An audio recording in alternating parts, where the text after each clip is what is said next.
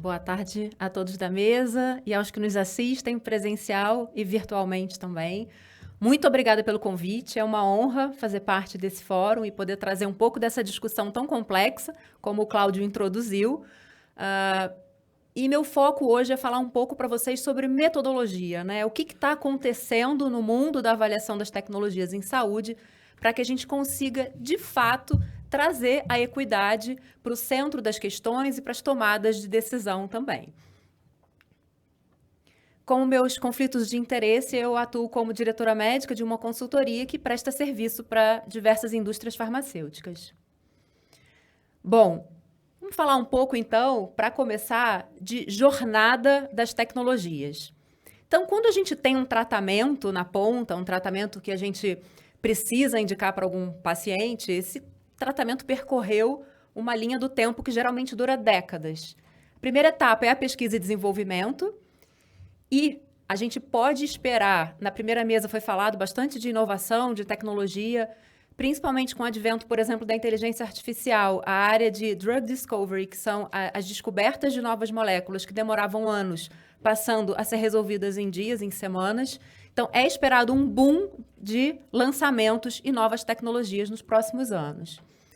Depois disso, no Brasil, essa tecnologia tem que passar pela Anvisa para ser avaliada quanto à segurança, eficácia, qualidade, receber o seu registro de comercialização. E no Brasil também a gente tem um controle de preço máximo com que esse medicamento poderá ser comercializado. Então, a gente passa pela CMED, que é a Câmara de Regulação do Mercado de Medicamentos, para obter o preço que esse medicamento vai praticar no Brasil.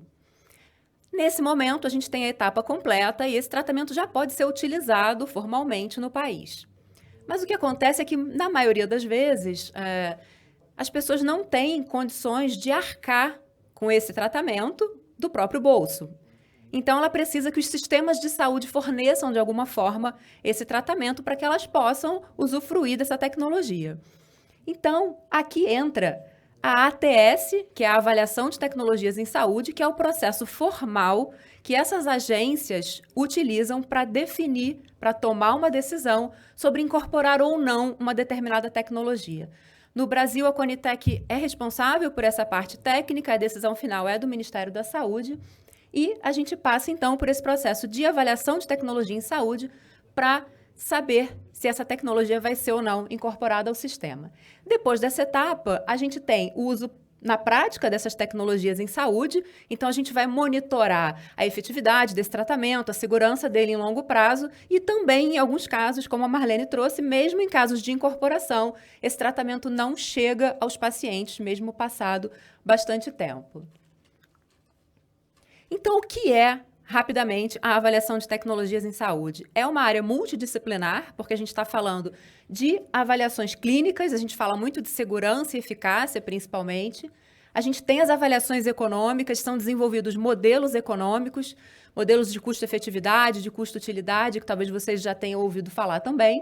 E a avaliação de impacto orçamentário, que é fundamental para eu entender quantos pacientes vão utilizar aquela tecnologia, o quanto que esse custo final vai representar no orçamento de quem paga a conta do sistema de saúde que vai fornecer essa tecnologia. E tem também toda a questão organizacional, a gente precisa entender a logística que essa tecnologia vai percorrer para que ela chegue até o paciente. Muitas tecnologias cursam com logísticas mais complexas, com centros especializados, com cadeias frias. Então, a gente tem toda uma parte logística também, organizacional. E existe também o foco no paciente. Questões éticas, questões de conveniência, de adesão, de preferências. Então, tudo isso é abordado. E, no final, o que acontece? Tudo isso que é avaliado numa ATS, né, numa avaliação de tecnologia em saúde, serve, no final, como se fosse uma ferramenta para auxiliar o gestor que vai tomar a decisão a entender a viabilidade clínica, a viabilidade econômica dessa tecnologia. Então, ela é uma ferramenta que auxilia a tomada de decisão no momento de incorporar ou não uma determinada tecnologia. E o que acontece hoje? Hoje, no Brasil e na maioria dos sistemas de saúde no mundo, a gente trabalha com a trilogia da ATS. O que é essa trilogia? A gente parte dessa análise baseada em 3 princípios principais. As evidências científicas, que vão me dizer se aquele tratamento, primeiro, é seguro e também se ele é eficaz. A análise econômica, como eu falei, que é um modelo matemático que vai avaliar o quanto que eu vou gastar a mais ou economizar para cada benefício clínico que eu obtenho daquela tecnologia. É realmente uma análise econômica que é feita, puramente econômica, mais atrelada aos benefícios clínicos, e o impacto orçamentário, que é entender qual é a população elegível que eu tenho para receber aquela tecnologia e entender se isso cabe ou não dentro do meu orçamento. Então, isso é o que é praticado hoje. Porém, determinantes socioeconômicos, geográficos, incapacidades, raça, etnia, gênero, tudo isso impacta na forma como as pessoas conseguem cuidar da sua saúde e ter acesso à saúde. Então, aqui a gente está falando dos determinantes sociais da saúde. Atualmente, é considerado que os cuidados em saúde e os estilos de vida correspondem a 30% a 55% dos desfechos em saúde. O restante está atrelado aos determinantes sociais.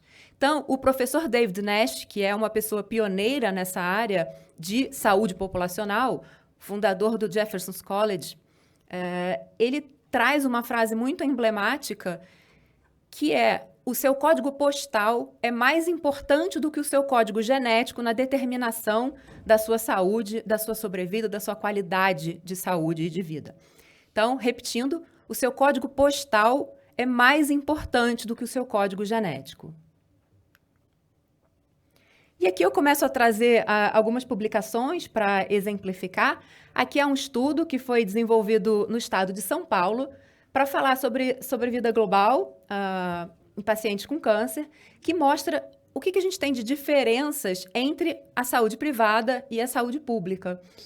Então, foram feitas diferentes formas de análise estatística, né? Univariada, multivariada, PSM, mas em todas elas o que a gente consegue ver é que até 2,5 vezes mais, duas vezes mais até, os pacientes têm esse impacto na sobrevida global quando você compara o sistema privado e o sistema público. E aqui, afunilando um pouco para a área da oncohematologia, eu queria trazer um exemplo, que é a leucemia promielocítica aguda, que é uma doença que em fases recém-diagnosticadas, em fases iniciais, em pacientes com risco baixo a moderado, tem uma opção de tratamento que é diferente da quimioterapia, que é o que é praticado hoje no SUS.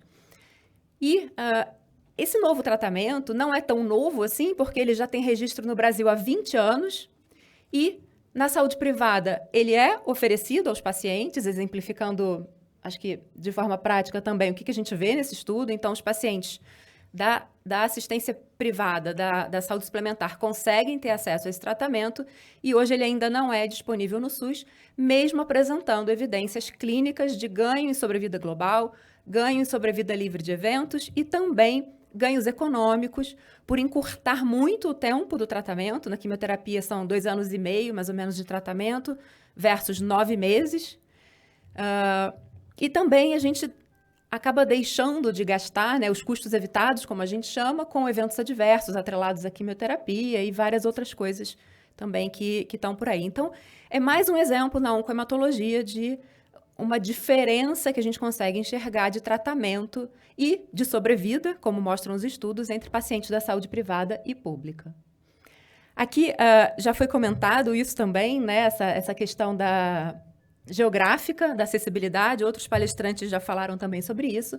Então, é um estudo que mostrou mais de 12 milhões de tratamentos de cirurgia, radioterapia e quimioterapia, e mais da metade dos pacientes precisou viajar além do seu município de residência para se tratar. Mais da metade precisou viajar além do seu município, sair do seu município de residência para receber o tratamento.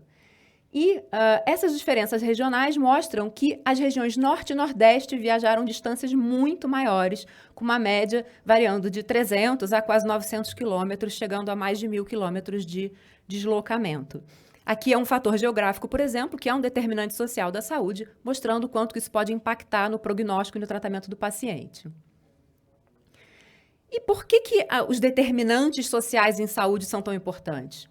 Eles se associam a esse conceito de equidade, que é um dos pilares do SUS, porque eles impactam de forma diferente e muitas vezes injusta a saúde de alguns grupos sociais e comunidades e suas possibilidades de acesso à proteção e ao cuidado à saúde.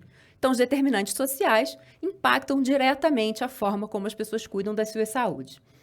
Existe uma sociedade internacional que se chama ISPOR, que é a sociedade internacional que avalia os estudos de economia da saúde, toda essa parte de avaliação de tecnologias em saúde, e ela lança a cada 2 anos os Top 10 Trends, né, as tendências, as 10 principais tendências de temas que devem ser discutidos naquele biênio.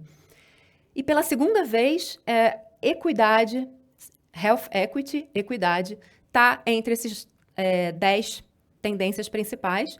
Foi no biênio de 22, 23 e agora no de 24, 25 também, mostrando que é uma preocupação global, não é uma questão só do Brasil. O mundo está de olho em como inserir equidade dentro dos processos de decisão e de avaliação de tecnologias em saúde.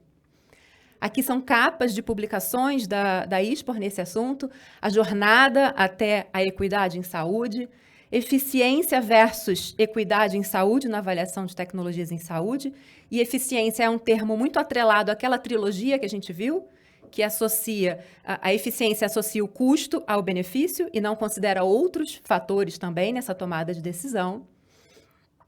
E os princípios da equidade na saúde dentro dessas estruturas de avaliação de tecnologias em saúde permanecem muito amplos, muito subjetivos, muito no campo qualitativo ainda, precisando que se consiga ter medidas e formas mais objetivas de conseguir mensurar e aplicar isso de fato nas tomadas de decisão.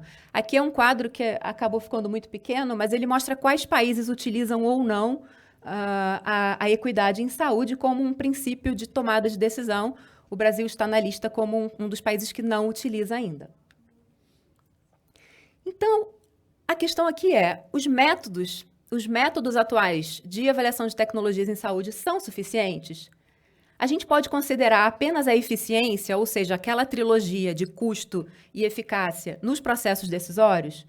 Uma tecnologia altamente eficiente vai aumentar ou diminuir as desigualdades de saúde quando for financiada? É comum a gente ouvir falar que diante desse todo esse desenvolvimento tecnológico, tanta inovação, que essas inovações podem aumentar as iniquidades. Na verdade, quanto mais inovação a gente tem, se a gente não tiver equidade junto, mais a gente aumenta as diferenças entre as pessoas ao invés de aproximar. Então, um cuidado muito grande com isso, né? Muitas inovações para poucos. A inserção dos princípios éticos e de equidade nas fases de pesquisa e desenvolvimento pode levar a uma redução da qualidade da evidência científica e impactar negativamente os processos decisórios? Os estudos clínicos são feitos com populações muito homogêneas, que muitas vezes não representam a população real que vai receber aquele tratamento, em centros de países com composições completamente diferentes de outros lugares do mundo, como o Brasil. Então, o quanto que diversificar esse estudo, essa população elegível, vai trazer de fraqueza metodológica depois que vai ser questionada lá na frente, quando a gente submeter, por exemplo, um dossiê para solicitar uma incorporação. As avaliações econômicas medem o valor social das tecnologias? Objetivamente, não. Com base nisso, a ISPOR, que é essa sociedade internacional, lançou uma flor de valor em saúde, em que valor aqui não é um valor econômico, é um valor agregado, é tudo que você pode obter de melhor de uma tecnologia, que inclui os elementos centrais, que são o QALY, que são os anos de vida, né, a sobrevida desse paciente, os anos de vida ajustados pela qualidade e também os custos, que são, sim, muito relevantes e continuarão sempre sendo avaliados. Outros fatores que, por exemplo, na Conitec, na ANS, a gente não passa por essa inclusão, que são perda de produtividade e fatores de adesão, e vários outros valores, valor da esperança, valor da equidade, vários outros valores que precisam ser agregados a essa tomada de decisão para a gente sair só daquela trilogia. Aqui também é um estudo que mostra guidelines internacionais de avaliação de tecnologias em saúde, o quanto que eles consideram cada um desses elementos dessa flor de valor. E a equidade aparece aqui citada em 66% das diretrizes, porém, no caso base, que é aquele primeiro modelo que a gente apresenta, em nenhum caso a equidade foi inserida. Em análises de sensibilidade, ela foi inserida em 9%, E em 43% a gente vê a equidade como de uma forma qualitativa, né? Como uma forma descritiva e qualitativa, não como uma forma objetiva que você consiga mensurar e inserir de fato dentro de um modelo econômico para obter esses resultados. Então, quais são as limitações que a gente tem? Primeiro, entender se esses novos fatores estão realmente sendo considerados nas decisões. E a gente vê que isso ainda é muito incipiente, a maioria dos países não utiliza e alguns países estão engatinhando, tentando mudar alguns critérios, priorizando alguns grupos populacionais ou alguns grupos de doenças, mas ainda é incipiente. A gente tem os desafios metodológicos, e aí eu trago para vocês que quando a gente tem muitas opções metodológicas, muita discussão, muita gente falando sobre isso, é porque a gente ainda não chegou a uma conclusão. Ainda não existe uma resposta. Então, existe muita discussão acerca de novos modelos que consigam incluir a equidade, mas sim, são muitas opções e muitas discussões provando que a gente ainda não tem a saída, o resultado que vai, de fato, acontecer nos próximos anos. E uma outra questão são as diferentes perspectivas dos atores dos sistemas de saúde, né, dos stakeholders. O que acontece? Durante muito tempo, a medicina não deu voz ao paciente. O desfecho que é utilizado no ensaio clínico, que é considerado pelo médico ou pelo gestor, é o que de fato importa para o paciente? O que importa para o paciente? O paciente tem tido voz? Então, a gente tem muita discrepância também, e vários estudos mostram isso, acho que a Alemanha foi um dos países pioneiros a mostrar isso, que os desfechos para o paciente, muitas vezes, não são os desfechos que os médicos consideram um desfecho de sucesso. Então, a gente, para tentar minimizar isso, precisa dar voz aos pacientes, entender, não só aos pacientes, mas a todos os atores dessa cadeia, para tentar entender o que é importante para cada um, o que cada um precisa receber. E, nesse sentido, a gente tem dentro da página do Ministério da Saúde, diversas opções de fazer parte disso. Então, eu queria aproveitar essa parte mais final aqui da minha exposição para trazer para vocês diferentes possibilidades de dar voz a tantos atores e tantas perspectivas do sistema de saúde. Então, a gente tem as consultas públicas, que acontecem depois das primeiras análises que são feitas, quando é submetido um interno ou externo, algum pedido de reembolso de uma tecnologia, é emitido um primeiro parecer e é aberta uma consulta pública. Então, qualquer pessoa da sociedade profissional de saúde, gestor, qualquer pessoa está habilitado a participar dessa consulta pública. As audiências públicas ainda não são tão frequentes, mas elas acontecem também com participação social. Existe o paciente testemunho hoje, em que é dada a voz a um paciente, ele tem voz no momento em que é discutida, na plenária em que é discutida a incorporação dessa tecnologia, o paciente passa a ter voz e consegue ter também uma participação. E existem os cadastros de especialistas em saúde, de pacientes e associações, e também o cadastro para gestores do SUS, com o objetivo de criar um banco de informações de todos esses atores. Eles acabam fornecendo algumas informações pessoais para que eles possam ser chamados, para que o Ministério da Saúde consiga entrar em contato com eles, caso precise de algum tipo de colaboração e uma participação cada vez maior. Então, a consulta pública é uma ferramenta que dá voz à sociedade para que a administração pública acesse as informações e as opiniões. Então, é o momento em que a administração pública consegue ouvir o que de fato importa para a sociedade. O papel é promover a discussão e fornecer argumentos capazes de subsidiar decisões relacionadas a políticas públicas, nesse caso, na área de saúde. É muito fácil participar de uma consulta pública.